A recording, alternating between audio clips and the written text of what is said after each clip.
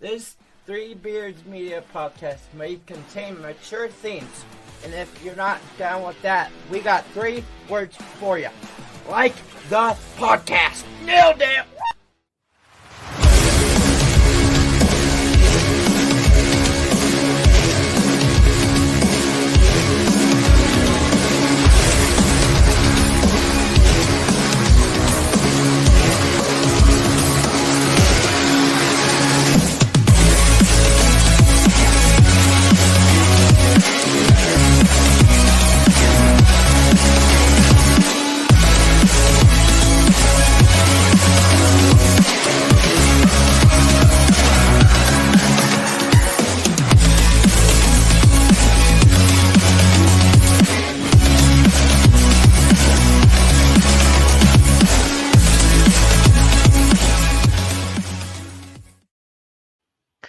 Good evening. Welcome into episode 10 of the Hawk's Eye View.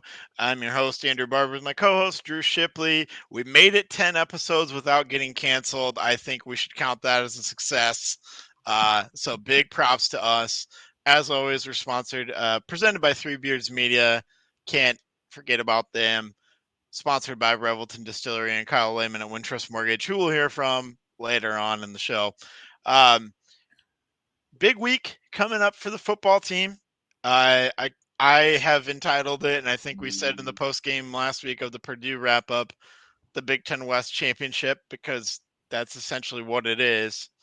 Winner of this game has the inside track on winning the Big Ten West, and so opening drive, opening thoughts here. How are you feeling heading into this week for the Iowa Hawkeyes? Do you have any measure of confidence at all? And if so, what gives you that confidence? I'm glad that you said, do I have any confidence in the football game or like my positive thoughts? Because obviously I don't have a lot of positive thoughts going on here with my Orioles being swept. I'm one tooth short. A lot of things have happened in the last week, Andrew, just since the post game. But what gives me confidence for the Hawkeyes is running the football with Keegan Johnson. I think that we may have found a way to wrestle away the ball control game like we like to do, right? Or Caleb Johnson, I'm sorry. I keep saying Keegan. Caleb, damn it. You know what I meant. The run game in general, right? I think we've established the run game at the game against Purdue. I think that as long as we can do that on Saturday, that we keep the ball out of Braylon Allen's hands on the opposite side. Tanner Mordecai, who has proved himself to be a pretty good passer of the football, albeit it sounds like another shitty weather day up there in Madison, Andrew. Yeah, it certainly does. And I'm kind of like you. If there's anything that gives me confidence, it's that there's been able to maybe be a little bit of an offensive identity. Run the ball with Caleb Johnson, throw the ball to Eric All, who should be targeted 10 times on Saturday, right? He's our best weapon in the passing game by far, but Wisconsin knows that as well. And like you said, it's going to be a rainy day up there. It's going to be a windy day up there. Can I give you a stat that you wouldn't expect? Is it going to say that we've won 2 out of the last 3? No, not at all. I'm thinking a little bit more, not wins and losses, but we kind of talked about before the season and throughout the year, Wisconsin kind of put this vibe out there that they were going to pass the ball a lot more and that they were going to become sort of an air raid team, quote unquote. Right. That hasn't really materialized and the evidence supports that in that Wisconsin has 3 passing touchdowns through 6 games. Iowa has 6. We have no way.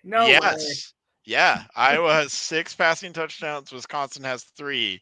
So for the air raid team, supposed air raid team, they don't have a lot of passing touchdowns. And they have plenty more passing yards than what we do. I think they have over 1,000 passing yards, and we're still under 1,000. Probably around 700, 800, somewhere in there. I haven't looked. But Wisconsin has 15 rushing touchdowns, and that's really where they go for it. So we thought maybe the Wisconsin rushing offense was going to change, but it really hasn't changed all that much with the new regime in there. So that kind of leads me into my first down is what do you expect from a Luke Fickle coach team? I'm not sure that I really know all that much about Luke Fickle other than where he's been. He took over interim at Ohio State. He was really successful, took Cincinnati to the playoffs, but I'm not sure that I really know the ins and outs of a Luke Fickle team. What are you kind of expecting from them?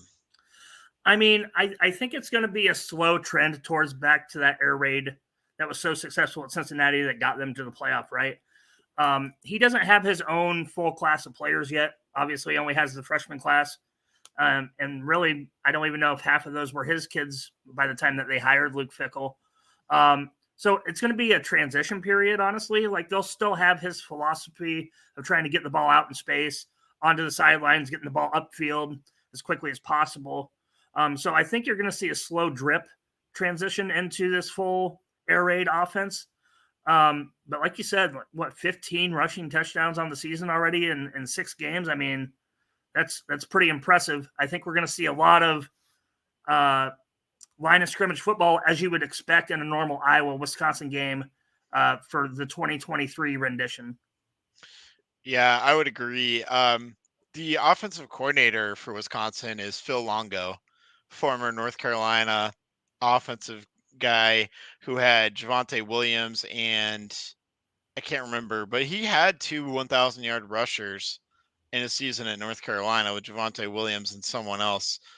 Uh, Tony Grimes, I want to say the name is. I can't remember the name, but you know, he didn't really run an air raid. He tailored his offense to his players' strengths, and I think that's kind of what we've seen through the first 6 weeks for Wisconsin as well. They did lose their backup running back, Ches Malusi. They lost him for the year to an unfortunate and gruesome injury. But they still got Braylon Allen and also Mordecai, their quarterback, has 4 rushing touchdowns and is mobile. So that's something that Iowa will have to deal with a little bit. They've done way better at dealing with mobile quarterbacks in the last 6 years. Before that, it was kind of a nightmare, but the last 6 years has been a lot better that way. Yeah. So that's just another element that I think Iowa is going to have to guard against. So I briefly mentioned him, Braylon Allen. He was a beast, I believe, a couple of years ago in the Iowa-Wisconsin game. I don't remember if he played against us last year. I feel like he didn't play against us last year because of an injury, but 2 years ago as a true freshman, I remember him having quite the game against the Hawks. He's an extremely big dude, and he has 7 rushing touchdowns. He's averaging 6.5 yards a carry. What do you think, if anything, Iowa can do to slow Braylon Allen down? 11 hats to the ball, Andrew. I don't see a lot of pursuit from all levels to the ball carrier right now. And those, especially in the deep secondary. Cooper DeJean does Cooper DeJean things in the passing game. I want to see him up at that second level with the linebackers and stopping those runs for 3, 4, 5 yards and not letting them get out to 7, 8, 9. So I want to see 11 hats to the ball, Andrew, and I don't know if I've seen that yet this season, which typically a Kirk Ferentz, Phil Parker led defense, typically that they have a strength in that getting to the ball. So I want to see all 11 hats to the ball, and there's no reason they shouldn't in a rivalry game like this. Yeah, I think that's a really good point, and that's kind of what you gotta do. You gotta really key in on Braylon Allen. I think a big thing is going to be you gotta really wrap up and tackle. You can't be this guy is going to break through all the arm tackles, and you can say that a lot about a lot of Big Ten running backs, and that's kind of what we saw during that Penn State game, right? Was their running backs were breaking tackles all over the place, and it's because sometimes our guys weren't wrapping up or they were out of position. The pursuit angles weren't there like they should be. Part of it was the defense was just getting tired as well, which I hope doesn't happen here. But I don't really view Wisconsin as this high flying, explosive offense either, at least not yet. They might get there in the Fickle era, but they're not there in year one. They're a good offense, I would say, but they're not a great offense. They're certainly better than Iowa's offense. And a lot of that has to do with Braylon Allen and getting him the rock. So I think if there's any way that they can keep him closer to 5 yards a carry, because he's been averaging 6.5. If there's any way they can keep him 5 or under, I think that's kind of the recipe for Iowa to win the game on Saturday. You bring up a good point with missed tackles. This team's been pretty prone to missed tackles this season as well. So, gonna have to clean that up a bit. We're in mid-season now. This, like you said, this is likely for the Big Ten West and a trip to Indy, and maybe more so for Wisconsin than Iowa. And I say that because there's not a gimme game left on Iowa's schedule. I won't come onto this podcast any Thursday the rest of the season and be like, it's going to be a blowout. Like, every game's going to be contested, and like, you can't just Illinois win, Wisconsin or Nebraska win, Minnesota win. You can't just chalk up wins clear to Indy. With Wisconsin, if they walk away with this, they're going to lose to Ohio State, but the rest of their schedule's trash. So, I'd have more faith in Wisconsin winning out than we do, honestly. Yeah, that's true. I think it's just really important to make them one-dimensional on Saturday, because Mordecai has 3 interceptions this season. That's kind of been a problem with him that we heard about in the preseason, where he was throwing a lot of interceptions in spring ball, throughout the fall camp as well. So I think that's kind of a key, is like, I don't think Mordecai is capable of beating this Iowa defense with his arm.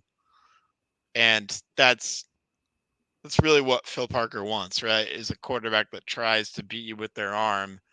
You can't quite do it against a Phil Parker defense. Not even this version, who is, again, not as good as last year, but certainly still good. I hope what we saw last week with Cooper DeJean following around the best wide receiver all around the field, I hope we see that again, because I think that was a really good wrinkle from Phil Parker that we hadn't seen before, and it caused Cooper DeJean to get targeted a lot more than what he had previously. And if you're going to target Cooper DeJean a lot, that's going to go poorly for you as an offense. Yeah, 100%. And it's a great move by Phil. When you have football players like that, you put them in the best position to win. It's not going to be anybody else out there. It's going to be number 3. Yeah, and I think Jay Higgins is going to be huge. We've talked about Cooper DeJean. I think Jay Higgins is going to be the key. He's been a tackling machine, and he's going to have to be yet again. A lot of that is the defensive line, who maybe isn't getting pressure on the quarterback, but they're doing really well in the run defense department, and they're allowing Higgins and Jackson to basically run free to tackle ball carriers all over the place. And Higgins is doing that at a high level. And I don't want to say it's Jay Higgins versus Braylon Allen, but we're going to see that collision. We're going to see that collision of Higgins versus Allen a lot on Saturday, I think. Yeah. I'd say one of the unsung heroes of this defense has been Sebastian Castro, personally. He's not over athletic, but he's always near the ball. He's always in the play. You don't see him breaking down coverage. He's there to contest the pass every time. So I've been impressed with Sebastian Castro, throughout the first 6 games of this season. Yeah, I'm glad you brought him up, and I wonder how much I was going to stay in that 4-2-5, because that's the cash position. Castro, will they bring on a 4-3 against Wisconsin a little more, because Wisconsin is just like Iowa in that they aren't going to play 4 or 5 wide, at least not often. No. Even this year's version of Wisconsin, I think Fickle kind of knows who they are and what they should do on offense.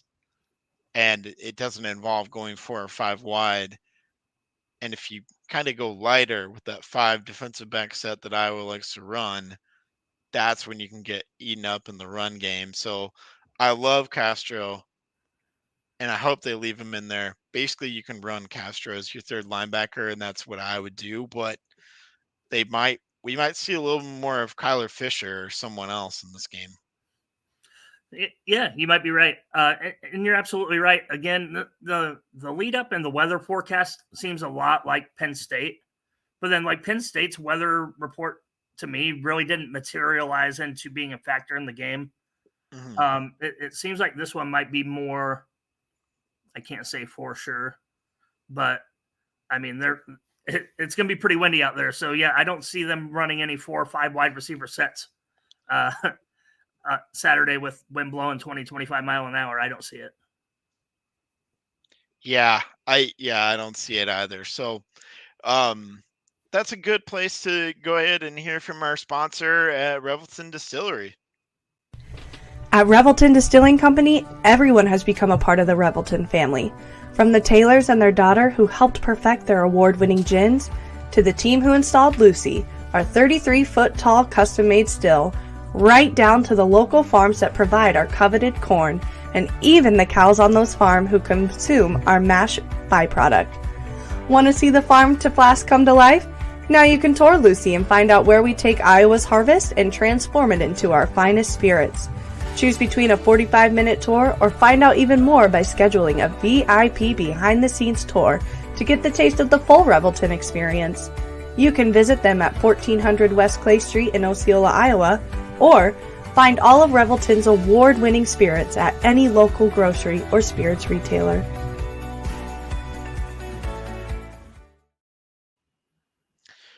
All right, let's welcome back. Let's switch gears a little bit. Let's talk crossover at Kinnick.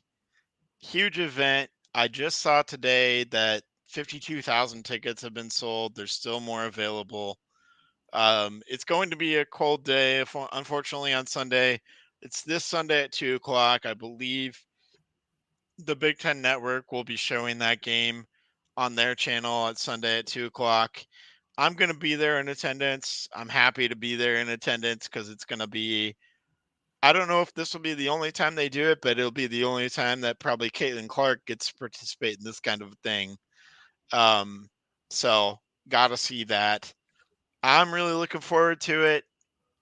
The opponent is DePaul, who I don't really know anything about DePaul. I don't know if you've done any research on DePaul women's basketball. I think Iowa should win this game, but we'll see. I just think it's going to be a really cool atmosphere. They're having a kids captain. They did a whole promo today on the kids captain that I thought was really neat. Bluter and company they're awesome. It's just an awesome team to get behind and easy to root for. So the great part about women's basketball too is they play 4 quarters, and they're waving to the kids after the first quarter. Right. So I think that's going to be awesome that they get to do that this weekend as well. Keep that tradition alive and in basketball form. So it won't be quite a sold out Kinnick, but I mean 3 quarters full. That's pretty awesome. That's a lot of people, and that is going to be a record for a women's basketball game, I believe. Mm-hmm. Yeah. So I almost really thought that there would be an outside shot of getting close to matching Nebraska's volleyball game at Memorial. Yeah, like they would actually sell out Kinnick and then have floor seats to try to get to 90 somehow, but obviously not. The wrong time of year, really. I think for that. Yeah. But either way, it's going to be awesome. 50,000 people. It's going to be like a men's Final Four crowd, right? Essentially, yeah. It'll be like a men's Final Four level crowd there. And despite the cold, it's supposed to be dry. So by and large, it sounds like the event will actually go on outdoors. So that's what I'm most excited about. I'm glad there's no rain in the forecast. The event's going to actually happen. Maybe a little cold, maybe some slight wind. We'll see how that affects the game, because I don't know how often you've played basketball outside, but wind can really mess with your shot. Yeah, with that being said, like if Iowa would do something right here and like invite Woody Harrelson and Wesley Snipes to the game and do some like white men can't jump, like little tribute, because playing outside, they do a little wind thing, I don't know. Yeah, that's cool. Yeah, that'd be cool. That'd be great. That's my era. I love that movie, but I do too. yeah. I've seen it a couple times. It's a great movie. Yeah. But I just think it's gonna be a great event that is awesome, and I hope other people take that and copy it. Yeah, for sure. And then we see bigger matchups in the future. So that's I'm kind of preparing for this to be Caitlin Clark's last go around. I don't know if this is going to be her last year. I know she has another year. A lot of the word is that she's coming back, but I'm kind of preparing this year. This is kind of just the appetizer for kind of what I think might be the start of Caitlin Clark's last year at Iowa. I hope it's not, but it might be because the WNBA is expanding next year. They've got an expansion team out there in San Francisco, I believe. Yep. And I think the idea is put Caitlin Clark out in the same place where Steph Curry is. That makes sense. Mm-hmm. Yeah. If well, that's the number 2 thing, right? The number 1 thing would have been to put a team in Des Moines if they were really smart. they would sell out Wells Fargo Arena for every single one of those home games.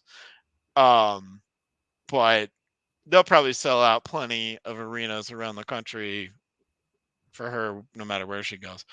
I hope so, Andrew, because by and large, up until this point, the WNBA has been a profit loss organization. The NBA has had to keep them afloat many of time, and I hope it's true. And everybody that talks about Caitlin Clark, she's transcendent, setting all these records, this, that, and the other. We are still talking about college basketball right now, right? And college basketball is its own phenomenon. Mm-hmm. How many times have you heard the name Aaliyah Boston in the last year? Not a lot. She was the rookie of the year. Right. See my point? I see your point. We heard Aaliyah Boston down our throats for like 3 consecutive years, right? Aaliyah Boston, Caitlin Clark, Aaliyah Boston, Caitlin Clark. Now Angel Reese, right? She moved on. You maybe heard her name once or twice until I just said it. And she won Rookie of the Year in Indiana. Right. So right. I hope it is truly transcendent to boost that league and to at least to be a self-sufficient operation. So it's kind of weird to me that they're expanding at this time when they're not profitable now. You know what I mean? So yeah, and I don't want to sound like I'm like anti-women's pro basketball or anything like that, because I'm not. And I don't know like how they're in a position to be able to expand right now. But you're giving more women opportunities to play the game in the United States, which is great. But they're still getting paid dimes. They're getting paid like you'd be working at a bank, or in the military, or whatever you do, work at the newspaper. Like you're not getting paid great money. Right. So I hope it is truly a transcendent move when Caitlin Clark goes to the WNBA, but I am skeptical. How about that? Yeah, that's fair. I would just say that Caitlin Clark's game is a little bit more flashy, a little bit no doubt, easy to watch, and therefore attractive to the younger generation as well. It kind of reminds me a lot of when the NBA was a floundering product in the 70s, and here comes Magic and Bird. Now, Caitlin Clark is her version of Magic Johnson, basically, but there's no Bird for her at this point in time. So we'll see how it goes. I'm hoping it gets to the point where it was when I was a kid and the WNBA just fired off. You remember like Cheryl Swoops and Cynthia Cooper, the Houston Comets? And Tina Thompson. Yeah, I remember that team. I mean, they were incredible. I watched that then when I was a child, So hopefully there might be a little resurrection there with the youth. I hope so. Me too. Yeah, for sure. All right. Well, back to Saturday, big one.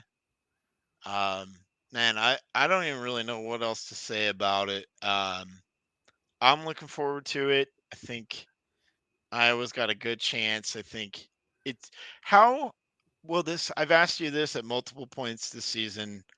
Does a loss affect how you see the rest of the season? What does a win do for your outlook for the rest of the season? What does a loss do for your outlook for the rest of the season? That's a great question, Andrew, because going into the season, I thought we'd lose to Wisconsin anyway. Mm-hmm. Going into the season, I thought we would lose to Penn State anyway. Right? Mm-hmm.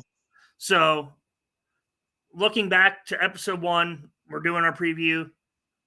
That Penn State loss happens. Say they lose to Wisconsin this Saturday. We're exactly where I thought they would be, right? But we're getting caught up again in the hows. How did this happen? How did Penn State spank us and shut us out for the first time in 40 years or whatever it was? That's where I draw the line of how I feel about a win or a loss, or more importantly, the loss aspect of it. If we lose a nail biter, they hit a field goal with time expiring, we lose 17-14. I'm going to be brokenhearted, but I'm not going to be like, well, they kicked our ass. It was 27-0, and then feel more poorly than I would have either way. A loss is a loss, right? In college football, they add up quickly. If they win, again, everything is back on the table. Indianapolis is back on the table. We're probably top 25. We're essentially 34th now. Whether we should be or not is another argument, especially with quarterback play. But when you're 6-1 and you win at Wisconsin, you're going to be hard to ignore, I think. Mm-hmm. In the 22, 23, 24 range. So I mean, everything's on the table if we win, and if we lose, it's going to be how we lost determines how I feel. Yeah, I think that's fair. I've been banging the iCult drum of this is Indy or bust. So to me, a loss greatly impacts my view of the season because it doesn't make it impossible. But we've kind of talked about the scenarios with Wisconsin's schedule. They have a non-conference loss to Washington State, which doesn't matter for the Big Ten standings. And their only possible conference loss outside of Iowa is Ohio State, and it's a home game. And who knows, with how Ohio State has looked at certain points, Wisconsin might be able to sneak out a win somehow in that kind of a scenario. I wouldn't bet on it, but they might be able to. Where's the Minnesota game? It's at Minnesota. That would be the only other trip up I can think of, because the Paul Bunyan Axe game is always weird. I mean, they've shut out Wisconsin out of the Big Ten championship game more than once. We would need them to lose to like Wisconsin, Minnesota, and then Nebraska or Illinois. Right. And I don't know, maybe Nebraska kind of gets Illinois is trash, so Nebraska would have to be our final hope. Right. And I don't want to pin our Big Ten West hopes on Minnesota and Nebraska having to beat Wisconsin. No. Because that's not happening. And like we've said before, divisions are going away. This is, again, iColt said this. I totally agree with this. This is Iowa's best shot to get back into the Big Ten championship game. I don't know when the next shot is going to come around. And it may not be with this coaching staff. It definitely won't be. Won't be. There's no way. Right. I mean, we've seen the schedule from 2024 to 2028. There's a couple of years, including next year, that I'm like not too like I can carve out 10 wins out of that. But 10 wins ain't going to matter with 18 teams in the Big Ten. You know what I mean? They can go 7-2. They're still not going to be in the top 2. Right. So, I mean, there might be one-loss teams that don't make the top 2. So, like, I feel like there's going to have to be a better resolution than just, well, you took the top 2, right? Or they're just going to do away with it anyway because you can have one loss, just say Wisconsin, right? One loss Wisconsin. Well, they're playoff team number 11, whether they play the Big Ten championship game or not. Well, they're in. What if the one loss team in the Big Ten championship game loses? Now they have two. The team that played for it doesn't get to play for the playoff, Right. and the team that we didn't even, like TCU, Right. last year. Granted, that wasn't a 2-loss team, but you know what I mean. So Yeah, I know exactly what you mean with the playoffs expanding. Yeah, with the playoffs expanding, they might do away with the championship game altogether. I think they should move to the 10-game conference schedule, and just let it be that. Yeah, and I don't want to call because, like I've said, I feel like Iowa could lose this game, and they'll probably be favored in every other game on their schedule. Probably. Yeah, And I feel like they could go 10-2 and miss the Big Ten championship game. And I don't want to call that a failure, but it will feel like a failure because everything was there on the table for this Iowa team, and it comes down to really that one game, that one moment. And most years I think Iowa fans would be satisfied with 10-2, but again, it's the how that you've talked about. It's the look at how bad the Big Ten West is. It's one of the worst divisions in all football, and you came in second. That's really more where I'm coming from with feeling. I don't want to call it a total and utter failure, but it'll certainly be a major disappointment for me, at least, if we go 10-2 and miss the Big Ten championship altogether. So that's kind of where I'm at as far as how this game affects my outlook. Yeah. So didn't you was it me that had them at 10-2, or was it you? I had 11-1, so I don't have them them losing this game. So I had them 10-2. Yeah. And still in Indy. So maybe I undershot Wisconsin's ability or didn't take into account their schedule, because I felt like Wisconsin would have been like a 9-3 football team. Yeah, they're a 9-3 football team that's gonna go 10-2 because they had one bad non-conference game, and they're gonna lose to Ohio State. And I think we also expected a lot more out of the Illinois, out of maybe Nebraska. What a shit show there! Wow. Yeah, we expected a little more out of Illinois. We expected maybe a little more out of Nebraska or Minnesota, and those teams have looked just flat out bad. Right. So there's not really anybody. We overshot kind of the rest of the West, which we knew it was going to be not great, but we didn't think it would be this bad. Right. True. So that's kind of how we've gotten here and why we feel the way that we do. So let's hear from another one of our excellent sponsors, Kyle Lehman at Wintrust Mortgage, and we'll come back to wrap up the show. Are you in the market for a new house and unsure of the mortgage process? Want to know that you have someone looking out for you? Kyle Lehman from Wintrust Mortgage is a down-to-earth, knowledgeable lender who can be there for you in your corner. He can work with you in any of the 50 states and is just what you need to expand your home search. Kyle will work with you through the entire process with little to no work from you. Take the worry of the mortgage process out of the equation so that you can focus on looking for your dream home. Contact Kyle at www.wintrust.com/Kyle-Lehman or call him at 515-473-0546. All right, huge thank you to Kyle Lehman. We have reached our final cut, and I'll start us off. I think Iowa's going to barely win this game.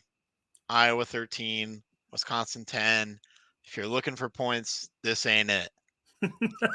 Right. Over under is 34. We're going way under with a total of 23. You've got a really bad offensive team with a really great defense of Iowa. The average, maybe slightly above average offensive Wisconsin. Pretty good defensive Wisconsin as well. Plus the weather factor that we've talked about. That's not really a recipe that adds up to a lot of points being scored. I think, or if we get 2 touchdowns out of this game, whether it's special teams, offense, defense, whatever, I think we're looking at a total of like 2 touchdowns, basically, with that 13-10 line. Wisconsin and Iowa each get 1, and Iowa gets 2 field goals, and Wisconsin gets 1 field goal. And it's a lot like that 10-6 game in 2015 where it's just nobody can really do anything, and it's all defense and punting and all of that. So kind of what you would expect from Wisconsin and Iowa, who kind of have those kinds of battles in their history. So your prediction is it's a Big Ten West football game. 100%. You really went out on a limb there, Andrew. I'm not going out on a limb with my prediction. No. Yeah, no. You know what? I'm going to follow suit with you in saying that Iowa's going to win the turnover battle. And whoever wins the turnover battle wins this football game. I'm going 17-16, Iowa at the buzzer. Drew Stevens, 37, 38-yard field goal into the wind. Well, then you're going to be doing the reaction alone because I'm going to die of a heart attack during the game. Listen, nobody wants that with this grill right now, and I apologize for you listening to this for 36 minutes and counting. I'm very sorry. It's about to get fixed here in a week and a half or so, hopefully. So we'll see what happens. All right. Well, we'll let you get around to fixing that. Hope you all enjoyed this weekend. It's a great weekend to be a Hawk fan. The game on Saturday, the game on Sunday. Support your team. If you're going to the game at Kinnick, the crossover at Kinnick, be loud, make noise, have fun. Ultimately, I'll see some of you there maybe. But thank you as always for listening. We appreciate all of you. We'll be back on Saturday night after the game, within 10 to 15 minutes after the game, to give our thoughts after that. And we'll see you then. Listen to this on Apple, Spotify, YouTube, wherever you get your podcasts. Appreciate all of you. Thanks for tuning in, and go Hawks.